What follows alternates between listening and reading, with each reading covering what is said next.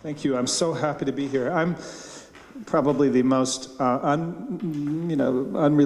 to wood of all of you, for sure, and probably anybody in this museum at the moment. But I'm really delighted to be here, and I want to say that my background, I'm an inventor, applied mathematician. My first invention related to inhaled insulin for diabetes. I've been very involved in inventing the future of food, and I'll talk a little bit about that. So why am I here? A few years ago, I discovered a magical video. Jacques Vessery, who's one of your talented wood artists, was in this video, and there was this collective maker project that was happening on Wood Day in Turkey somewhere. And I was mesmerized, partly because I teach creativity at Harvard University, and there was something very special going on in that video. And then I found another video, and I then began to invite my students to make things in wood. Students who range from physicists to economic studies. And I ended up writing a book. And so I'm really delighted to be here. Mike, who was with me a year ago, and I'd like to talk about creating things that matter. Now, it may come of no surprise to you that creating is one of the most fundamental things that people do. All of us. It's hard to encounter anything in the course of our day and have that thing predicted or predictable. And so we make a creative act. It could be a sentence. It could be a way we turn our car, but we do that created thing and we try to optimize our own personal circumstances, and generally we do pretty well at that, which is why we're all here today. Every once in a while we do creative acts, we make created things for more than just ourselves. And it turns out that that is also quite fundamental to our biology and very related to our survival on the planet. Indeed, the existence of human civilization comes from the fact that we are inherently interested in creating things more than just for ourselves. And when we do that, the process of creating is very different than when we create for ourselves. So generally, when we create for others, we need to understand what others care about. And so we need to listen, we need to discuss. We are often wrong because we're not other people. We make mistakes. And there's this process that you all are surely very familiar with, and that leads to shoes that last, that leads to villages that last, that leads to a lot of what we see around us here.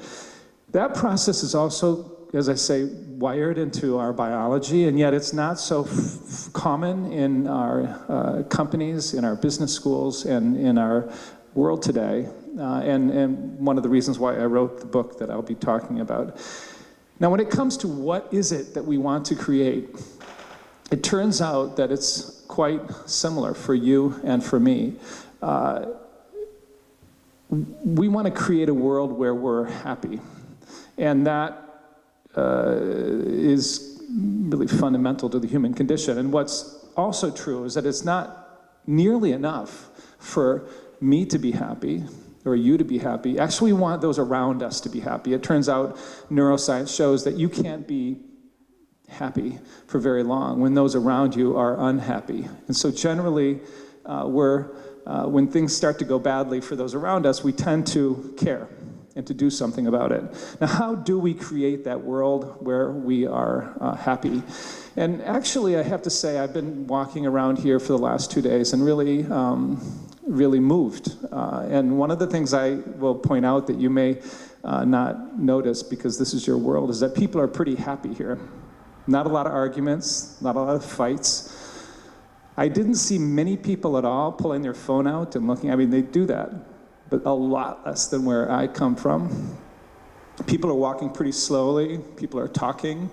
I have to say, I had the first experience in my life last night. I was waiting in line to get some food of a group of people just bursting into song before me as we're going. Now, I'm not trying to overplay the fact that people are overly happy here, but I want to point out that one of the things that makes us happy is actually creating this world. It's actually creating itself. And one of the points of this book that I just wrote called Creating Things That Matter is that the secret to making this world we all want is actually making it and the process of making. And so I'm going to talk about that. It's very relevant to what I teach at Harvard University today, because it used to be that I knew at Harvard University what it would take to become a lawyer, or what it would take to become a mathematician. But increasingly at a university, any university, we're needing to educate students to go out into the world and to create their own career in a world that's really radically changed and radically changing. And so the question is, how do you do that? And one thing that we've become convinced of, that one fundamental thing about the environment that makes for this special kind of creating, it has a lot to do with the environments of childhood play. In a way, children are the ultimate pioneers. They're constantly encountering circumstances, both biological and environmental, that are very new. And they're discovering. They're very mindful. It's very hard to get along very well as a mindless kid. They make lots of mistakes. They cry.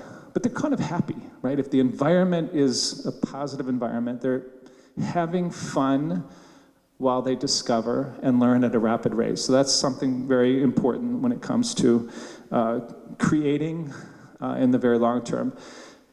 I'm very interested in creating very new things. And while that kind of creating has been an outlier in creative action for a very long time, today, given the 17 Sustainable Development Challenges, given the fact that we're needing to really reinvent how we eat, reinvent how we live in many ways, we're all increasingly in these circumstances of creating very new things. And one thing that we notice in pioneering environments is that we need each other. So when we dive deep in the ocean or when we climb high in a mountain, we generally don't do very well alone. We do better when somebody next to us cares about our fate.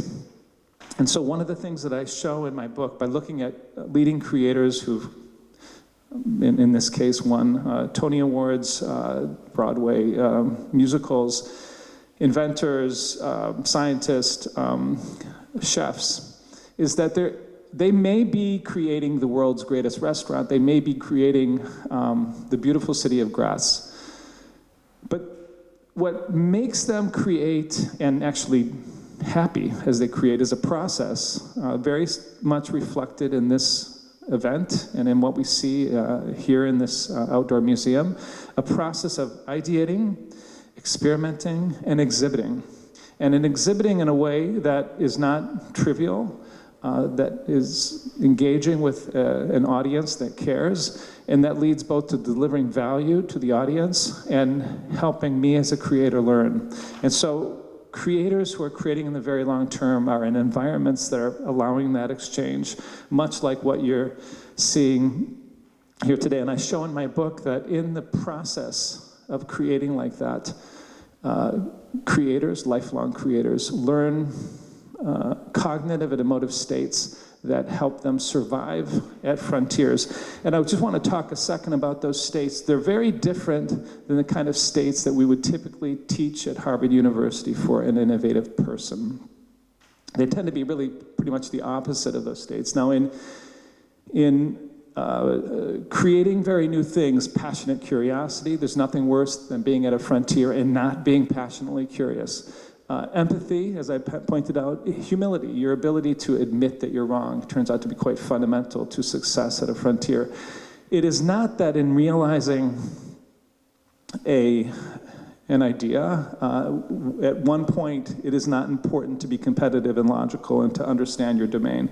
But when it comes to this kind of creating that has led to civilization in many ways, these are the states of cognitive and emotive states of mind that really matter. And I want to point out, when you think about who is it that you would like to live next to, it's probably this person more than that person. It may be the same person actually, but these are qualities that it turns out are quite associated with peace of mind, if you will. And so one of the things that's been happening over the last 20 or 30 years in medicine, which is my background, is that studies of mind-focused behavior and its impact on attention, on pain, on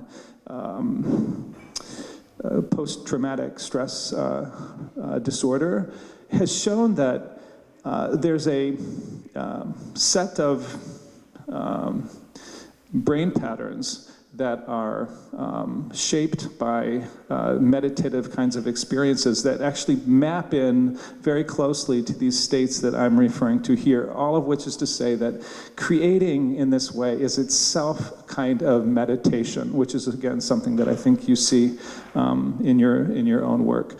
So that led me, while I'm really interested in other kinds of creating, to become fascinated by this maker movement that traces back to around 2006 with the first tweet, the beginning of user-generated content, the first Maker Faire. And by now, depending upon how you measure it, there's around 2 billion people on the planet today expressing themselves in ways that endure. When for most of history, it was a very small number of people who were actually expressing themselves in ways that endure. And it turns out that in these maker kinds of activities, there are now self-associations that are happening for weekend retreats. It could be an eat retreat, it could be a wood-making retreat, where people are often paying to go and learn. And they're learning very much these same kinds of qualities that my students are, and by the way, here are my students actually working with wood. So this is thanks to Jacques. So I want to just now quickly go through how this matters, and particularly outside of wood. And one of my points here that I think what you do with wood is not only incredibly beautiful in itself, but it's also framing an environment in a way of learning that has relevance to many, many, many other things. So years ago, I opened a cultural center in Paris called the Laboratoire, where we began to do experimental work with artists, and this led to a restaurant that I opened both in Paris and in Cambridge. Food making has lots of similarities to wood making, actually, and it gets to my own work, which is in food. And back in the middle 2000s, I was working in Africa on inhaled vaccines and drugs for tuberculosis, and became struck by these mounds of trash that were growing outside of major metropolitan cities.